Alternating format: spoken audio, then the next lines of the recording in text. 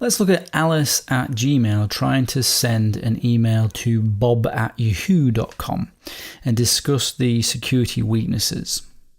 If an email client is used without encryption, anyone sat in the middle can view the traffic and possibly the password or authentication mechanism. So I'm talking here about if they use IMAP on port 143, POP on 110, SMTP on port 25. Those are all unencrypted, and of course you can see the traffic and the password.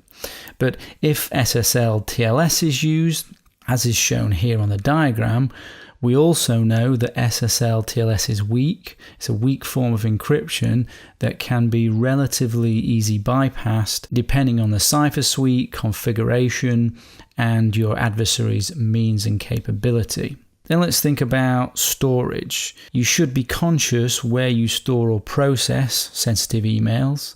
Emails are written in plain text and they are stored potentially on the server and client in plain text, which means email providers can view them, and any adversary who can access the mail server and or your client or wherever they're stored through legal, subpoena or nefarious means can view your emails because they're in plain text.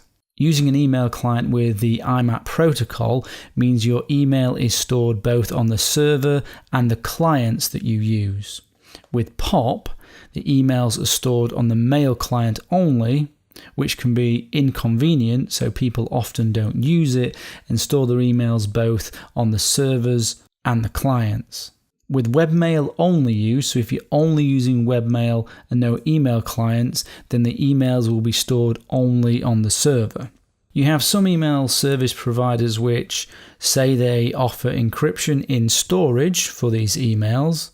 This would protect against people physically seizing the server, such as a nation state or a thief.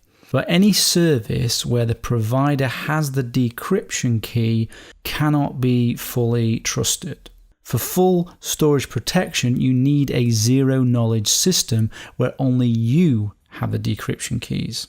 Both Hushmail and Larvabit encrypted emails but were forced to decrypt by subpoenas. That's because they had the decryption keys, was not a zero-knowledge system. So it is weak, it is vulnerable, even though they're using encryption. If your emails could cause serious consequences if read, then you should be encrypting with a key only you have, and PGP is often used for this, or SMIME. For sensitive emails, it's best to store them remotely encrypted with a provider who is out of the sphere of influence of your adversary. Alice's email then needs to be forwarded onto the Yahoo Mail server after it's gone to the Gmail server, and the connection between the mail servers is not necessarily encrypted either. So anyone sat in the middle can potentially read those emails, and the NSA has been documented doing this. Let me read some research from Facebook on the encryption between mail servers and two mail servers. We found that 76% of unique MX host names that received our emails support Start TLS. As a result, 58% of the notification emails are successfully encrypted. Additionally, certificate validation passes for about half of the encrypted email, and the other half is opportunistically encrypted. 74% of hosts that support Start TLS also provide perfect forward secrecy. And from Google, we can see here, outbound messages, 81% messages from Gmail to other providers are encrypted, and inbound, 55% of messages from other providers to Gmail are encrypted. That's over the 30-day period. Change that to a year, it's pretty much the same. Now, any security-focused email provider will do transport encryption, including all the major players, Gmail, Yahoo, Microsoft, Apple. So this connection from Gmail to Yahoo would definitely have TLS. It would use perfect forward secrecy. But this is going to not be the case for about 25 to 35% of the mail servers that are out there. So you need to be aware of who you're sending your emails to and whether or not they're using TLS and SSL. You can actually check with this. And if you pop in the email address of the person that you want to send to, it'll give you a report on whether or not they're using TLS or SSL. As we've already shown. And if we go down here, there we go, we can see they're using elliptical curve Diffie-Hellman, and they're using it on Start TLS. If we think about Bob now receiving emails or even sending emails, he may not be using the encrypted protocols. He may be using IMAP 143, POP 110, SMTP 25. So then that part of the communication is unencrypted.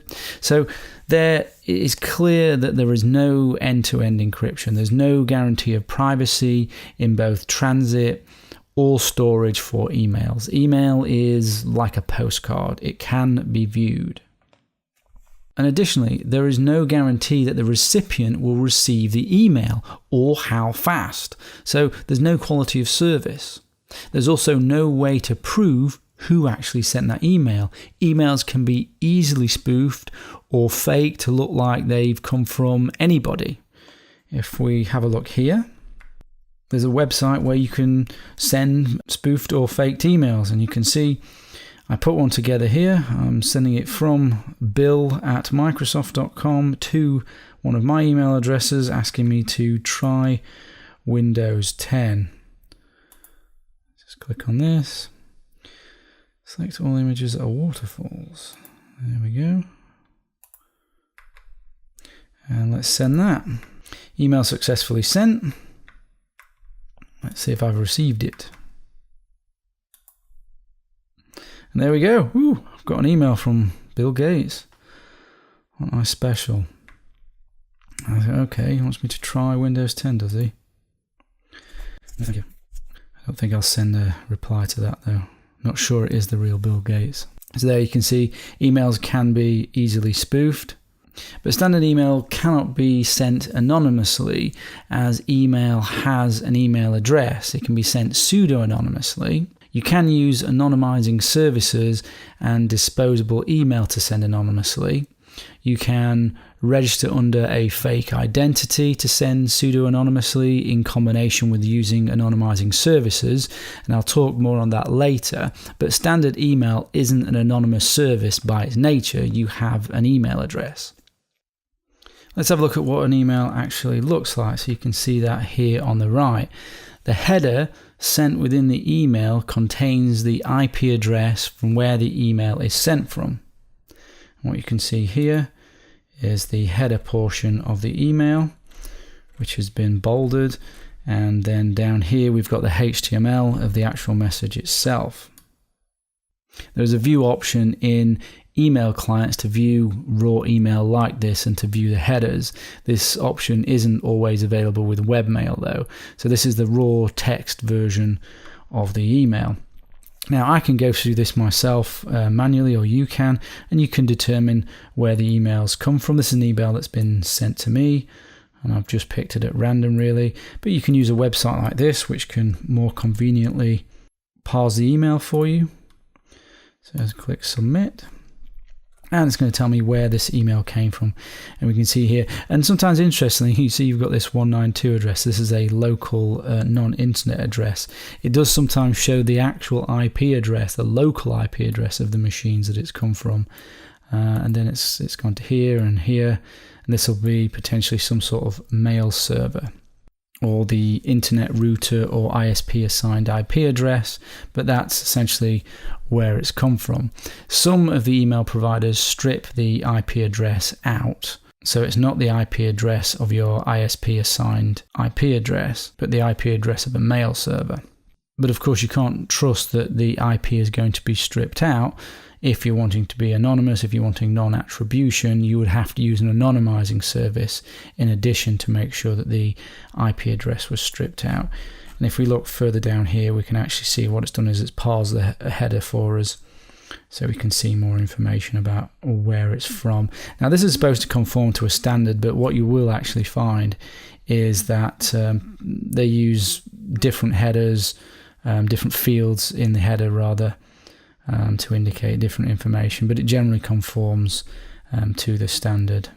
So with that in mind, unless you're using anonymizing services, your email provider knows where you are connecting from, and it will keep logs of everything you're doing associated with that IP address for a period of time. And that period of time will probably relate to the data retention laws for that country. Your email provider will know if you're communicating, they'll know who you're communicating to, they'll know when you're communicating, and they'll know how much. And an adversary who can get access to that will also know all of that information. This is your email metadata. If you use a provider like Gmail, Microsoft, or any that have scripts embedded in the website like Google Analytics, like this sort of thing, when you are logged into your webmail, and even if you're not through persistent cookies and super cookies, your email provider can log what other sites you visit and searches that you make associated with your email account, and your email account is often closely associated with you, given that it's often got your real name, address, your other accounts. So therefore, it's then connected to your searches and what websites that you visit, especially with Gmail and Microsoft. Email also has no security through compartmentalization. If someone gets access to your email via, say, password or through your client or through the server or some other means, they have access to the entire email history and your network of contacts and all the other information that's in there. There is nothing built into it to let you know that something negative has happened unless your provider provides that functionality. Gmail is an example of someone that does that. They'll send you an email when you log in or when someone else logs in and tell you from what location and from what device. But that's not standard as part of email. It can also be obvious to an observer that you are sending email.